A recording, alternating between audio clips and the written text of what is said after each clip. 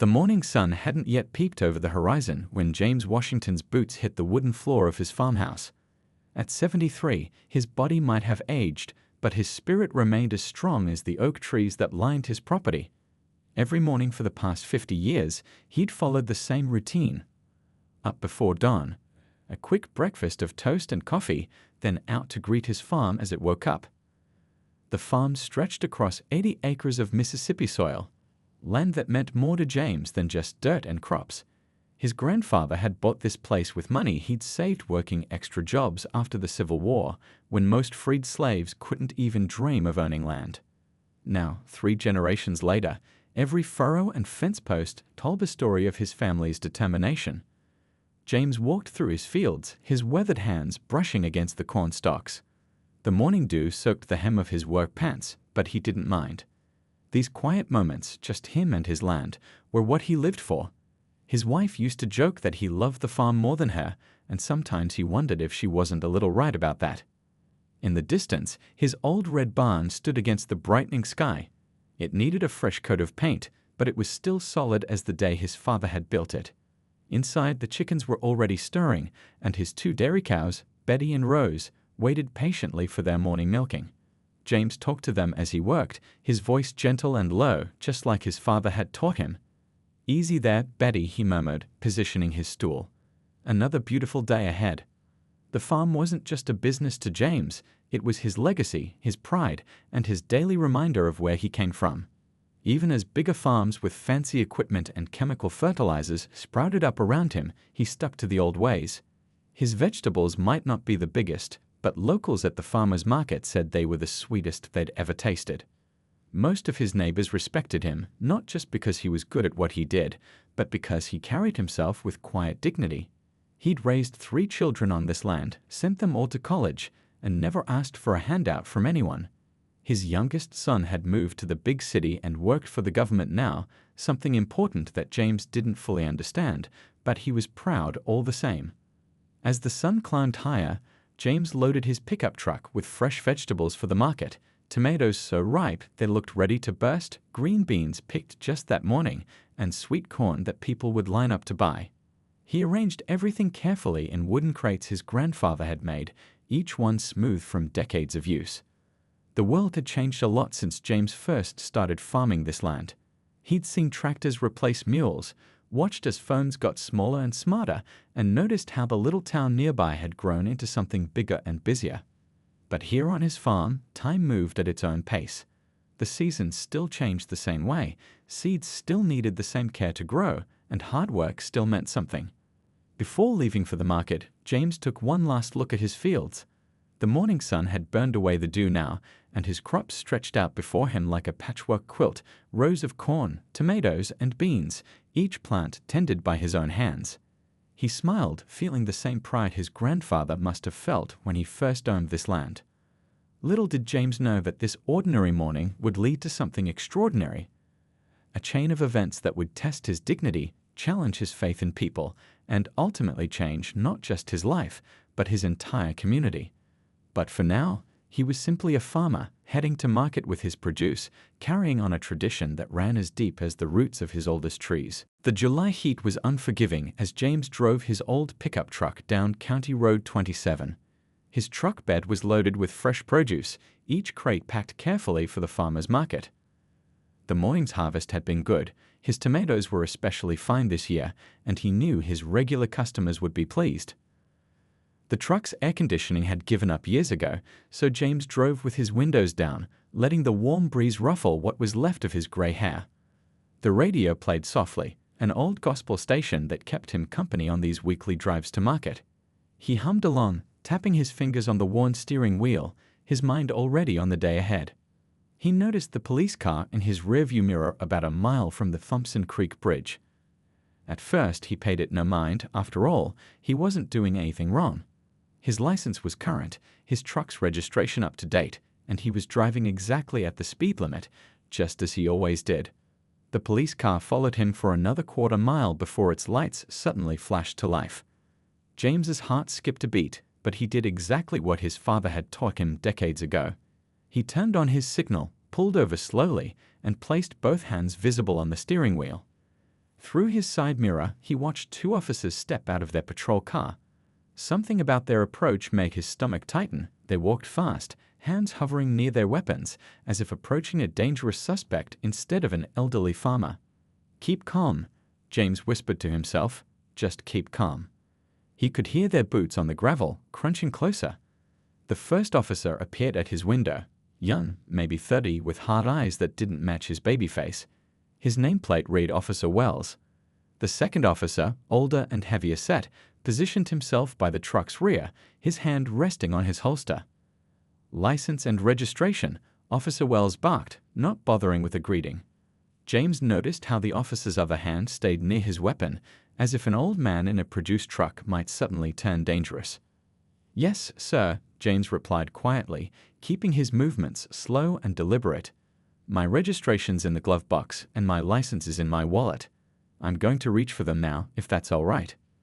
The officer didn't respond, just watched with those hard eyes as James carefully retrieved his documents.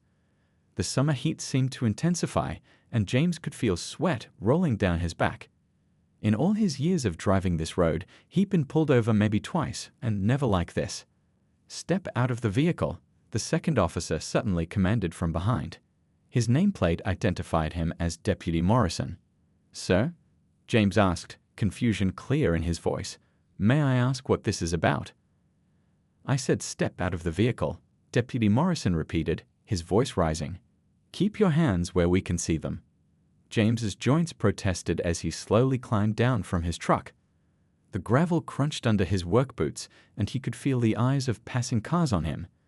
This road was well traveled, especially on market days, and he knew people would recognize his truck.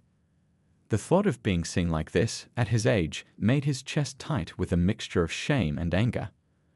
The morning sun beat down mercilessly as the officers made him stand at the rear of his truck. He watched helplessly as they began searching his vehicle without explanation, their movements rough and careless. Officer Wells yanked open crates, sending some of James's carefully packed tomatoes tumbling onto the dusty roadside.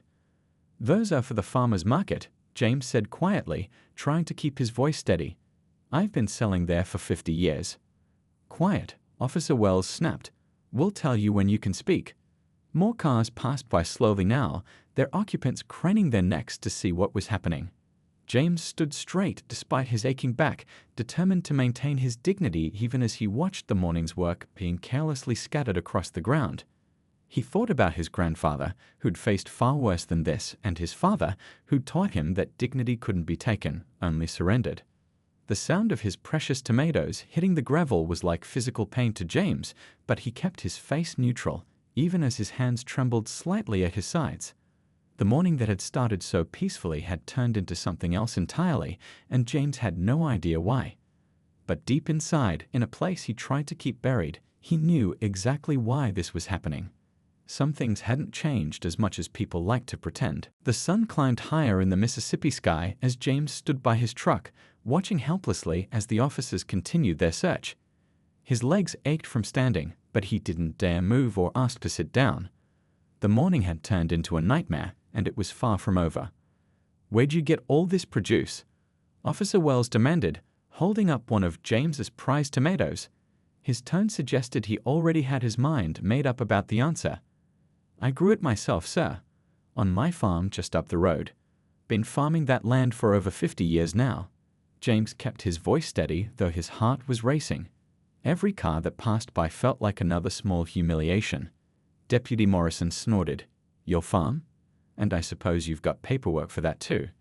"Yes, sir, I do. The deed's been in my family since my grandfather purchased the land after the Civil War. It's all properly registered at the county office."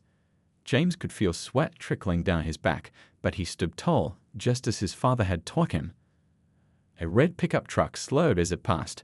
James recognized Mrs. Thompson from the church, and the look of pity on her face stung worse than the officer's words. He'd known her for 30 years, had watched her children grow up. Now she drove past without a word, her eyes quickly turning away from the scene. "Well, isn't that convenient?" Officer Wells said, dumping another crate of vegetables onto the ground. The sound of James's carefully packed produce hitting the gravel made him wince. and I suppose you just happen to have a truck full of premium produce that looks exactly like what was reported stolen from the Wilson farm last night." James felt his chest tighten. "Sir, these vegetables came from my own fields. I can show you the plants they came from. My regular customers at the farmer's market can vouch for me. I've been selling there every Saturday for decades." The officers exchanged looks that made James's stomach turn. He'd seen that look before in his younger days.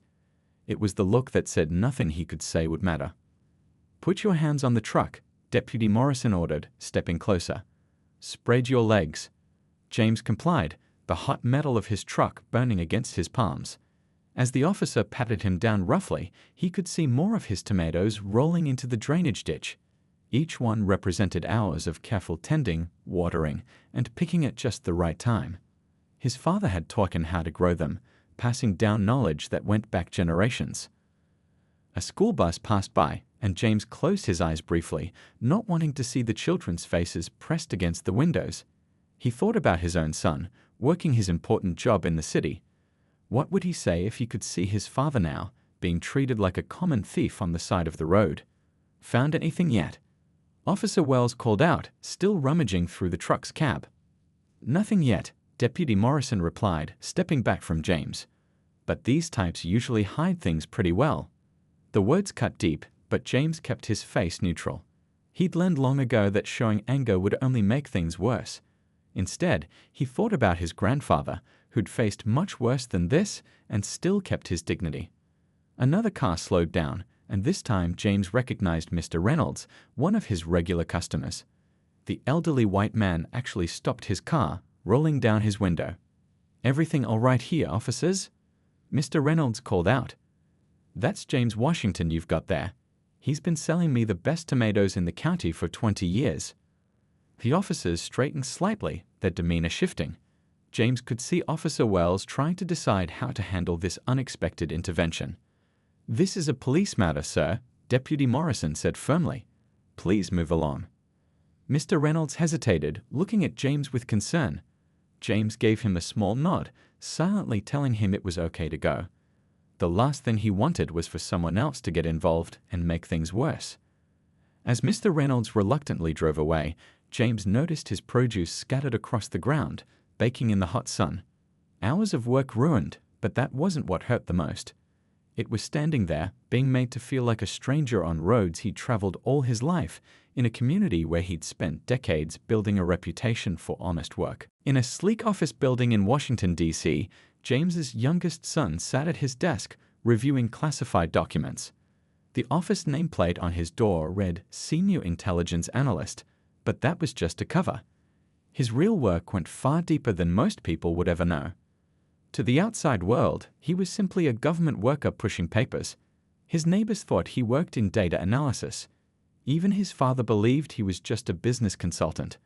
But in reality, he was one of the CIA's top operatives specializing in domestic terrorism investigations.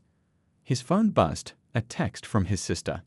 He almost ignored it, focused on the report in front of him. But something made him pick up the phone. The message was short. "Call me now. It's about Dad." His heart skipped a beat. Their father never caused trouble or needed help. He was the definition of self-sufficient, running that farm the same way for 50 years. He stepped into a secure room, one of the few places he could make personal calls without surveillance. "What happened?" he asked as soon as his sister answered. Her voice was shaking. "2 county officers pulled Dad over on his way to the market. Mrs. Thompson just called me. Said they've got him standing in the sun, treating him like a criminal. They're destroying his produce, making a scene." His training kicked in immediately. Years of handling high-pressure situations had taught him to think clearly even when his heart was racing. He accessed a secure database on his computer, fingers flying across the keyboard as he pulled up information about the county's police department. On another screen, he opened satellite imagery of County Road 27. His sister was still talking, describing what their church friends had seen driving past. But his mind was already racing ahead, gathering intel, forming connections. "Listen," he cut in gently, "I need you to stay calm. Don't call anyone else about this yet. I'm going to handle it." He ended the call and stared at his computer screens. Years of undercover work had taught him to hide his emotions, but this was different. This was personal. His father, a man who'd worked honest days his entire life, was being humiliated on the same roads where he'd taught his children to drive. Within minutes, he had background files on every officer in the county. His security clearance gave him access to information most people didn't even know existed. Past complaints, internal affairs investigations, social media histories, everything. A pattern began to emerge. His trained eye caught things others might miss, certain officers' names appearing too often in civilian complaints, specific types of incidents happening in particular areas. The data told a story, and it wasn't a pretty one. He thought about his father, probably still standing in the hot sun. The same father who'd scraped together money for his college education, who'd never missed a single school event despite working sunrise to sunset. The man who'd taught him about dignity, about fighting injustice the right way. His fingers paused over the keyboard. He could destroy these officers' careers with a few keystrokes. His position gave him that power. But his father had always taught him that real change doesn't come from revenge, it comes from justice. Opening a secure line to the Department of Justice, he began composing a message. He would do this right, do it legally. These officers didn't know it yet, but their actions today would have consequences far beyond what they could imagine. In his mind, he could see his father standing tall despite the humiliation, just as he'd done his entire life. That quiet strength had shaped his own character, influenced how he approached his work. Now it was time to use everything he'd learned, every connection he'd made, to ensure this incident wouldn't be buried like so many others. He glanced at the family photo on his desk, his father standing proudly in front of the farm's old red barn. Nobody looking at that picture would guess that the elderly farmer's son was one of the most effective undercover operatives in the agency. But then again, people had been underestimating his family for generations. The next few days in Washington, D.C. were a blur of activity as James's son dove deep into his investigation. His office became a command center, monitors displaying countless documents, reports, and surveillance footage. Each piece of evidence he uncovered made his blood boil, but he channeled that anger into methodical, precise work. The first breakthrough came from the county's internal affairs records. Officer Wells had 6 civilian complaints in the past year alone, all mysteriously dismissed without investigation. Deputy Morrison had 4 similar complaints, but numbers didn't tell the whole story. It was the patterns that caught his trained eye. He pulled up GPS data from police cruisers, cross-referencing them with traffic stop records. A clear picture emerged. Certain neighborhoods and roads were targeted far more frequently than others. The road where his father was stopped. It was a common route for local black farmers heading to market. "Sir?" His assistant knocked on the door, carrying a stack of files. "Those records you requested from the State Police Academy just arrived." He nodded, adding these to his growing collection of evidence. The Academy files revealed something interesting. Both officers had received multiple warnings during training about excessive force and inappropriate conduct. Yet somehow they'd still graduated and been hired.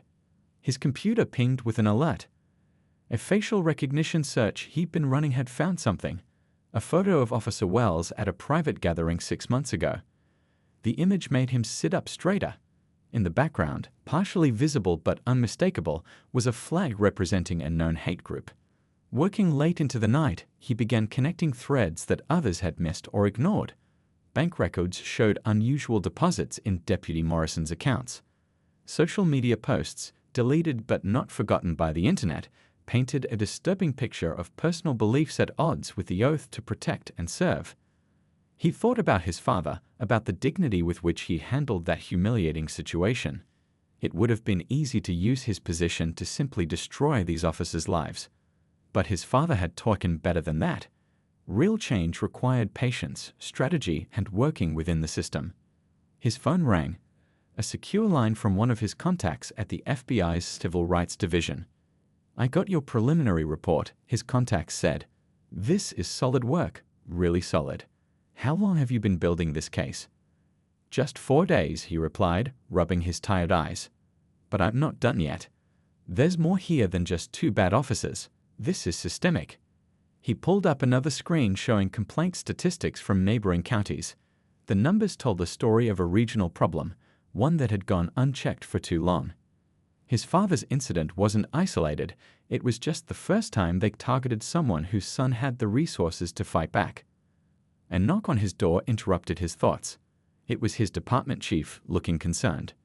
"You've been putting in some long hours," the chief said, closing the door. "This about that situation down south?" "Yes, sir. And I think it's bigger than we initially thought." He gestured to his screens. "I've found evidence of coordinated efforts to intimidate certain communities. It's not random, it's targeted and systematic." His chief studied the displays, frowning.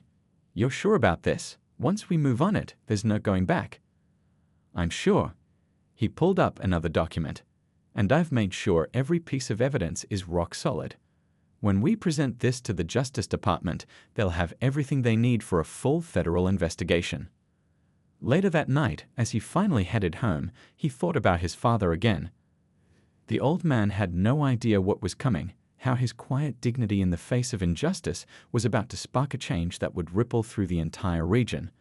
Sometimes the biggest changes started with the smallest moments, and one farmer's humiliation was about to shine a light on decades of hidden wrongs. 2 weeks after the incident, the quiet county courthouse suddenly became the center of attention. Black SUVs with federal government plates lined the street, and men and women in suits walked purposefully through the old building's holes. The local officers didn't know what hit them. James's son watched from a distance as FBI agents and Department of Justice officials entered the police station. He'd chosen not to be directly involved in this part, knowing his presence might complicate things. Instead, he observed from his rental car, parked across the street at the local diner. Inside the station, the evidence he'd gathered was being presented to the county officials. His report was comprehensive. Hundreds of pages documenting years of misconduct, backed by irrefutable evidence. Bank records showing suspicious payments. Deleted social media posts recovered from servers.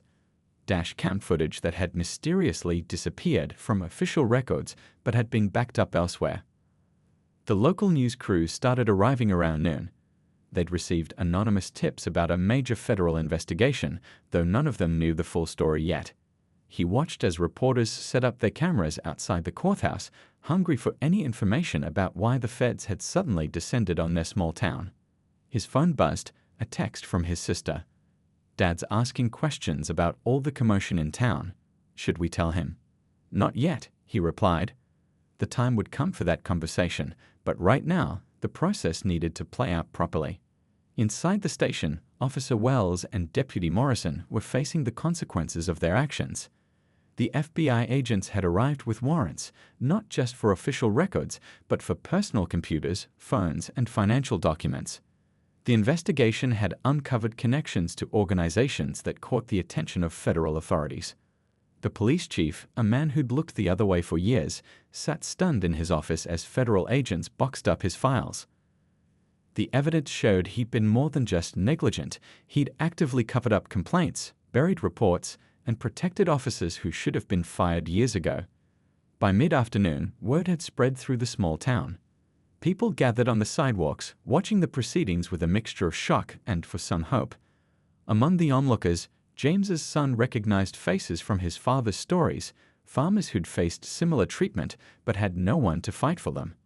The local district attorney called an emergency press conference. Standing on the courthouse steps, sweating under the TV lights, he announced that 2 officers had been suspended pending a full investigation. But everyone knew this was just the beginning. Sources say this investigation goes beyond just 2 officers, a reporter announced on the evening news. Federal authorities are looking into what they call systematic civil rights violations within the department. In his hotel room that evening, James's son watched the coverage on local TV. His phone hadn't stopped buzzing with updates from his contacts in various agencies. The evidence he gathered had opened a door that couldn't be closed. Other victims were coming forward, encouraged by the federal presence to finally tell their stories. He thought about his father, still unaware that his humiliating experience had triggered this watershed moment. The old man was probably in his fields right now, tending to his crops like he'd done every day for 50 years.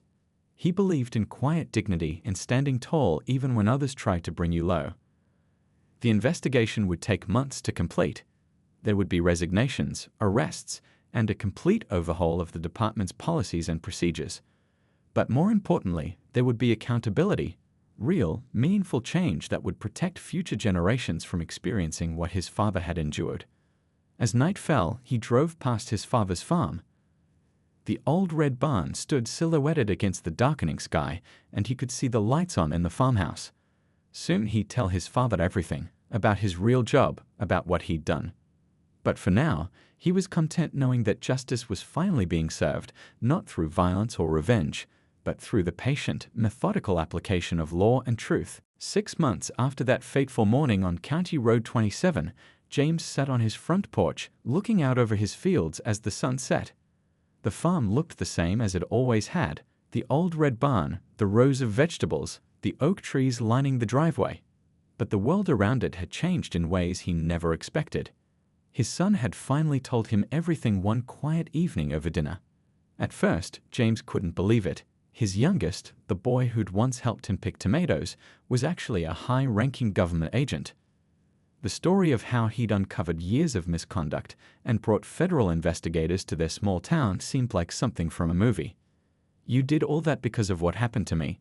James had asked, his voice soft with wonder. "You taught me about dignity and justice," his son had replied. "I just used the tools I had to make sure others got the same respect you always gave everyone else." The changes in the county were visible everywhere. The police department had new leadership, including its first black police chief.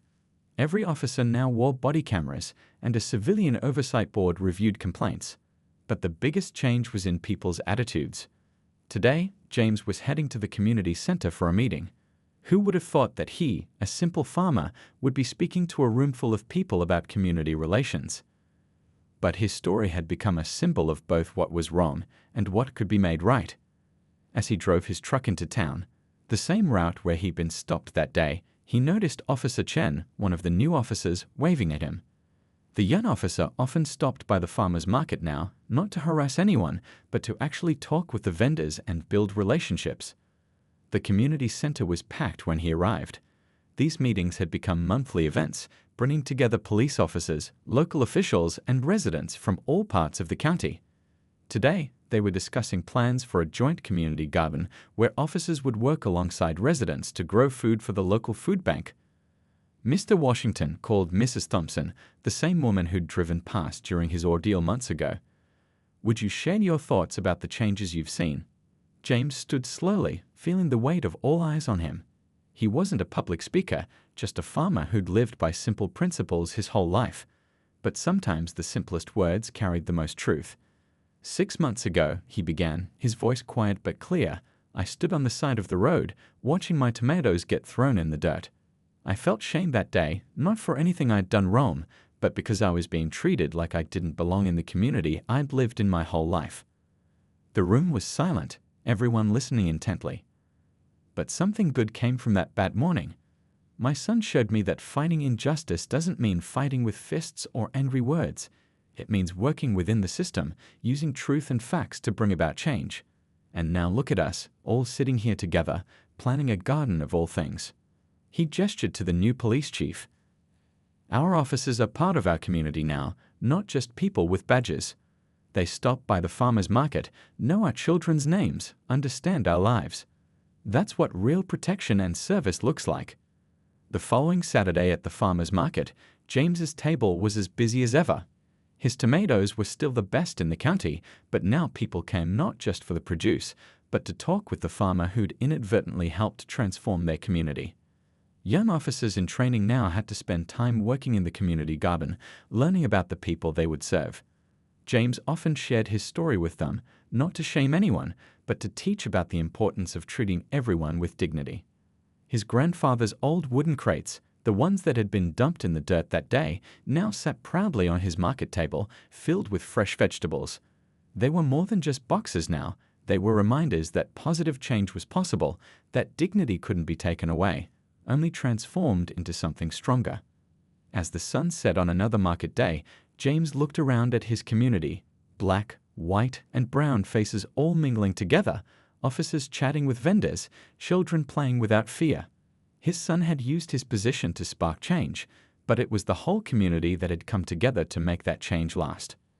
"Your grandfather would be proud," his son had told him recently. "Not just of the farm, but of how you handled everything." James smiled at the memory as he loaded his truck for the drive home.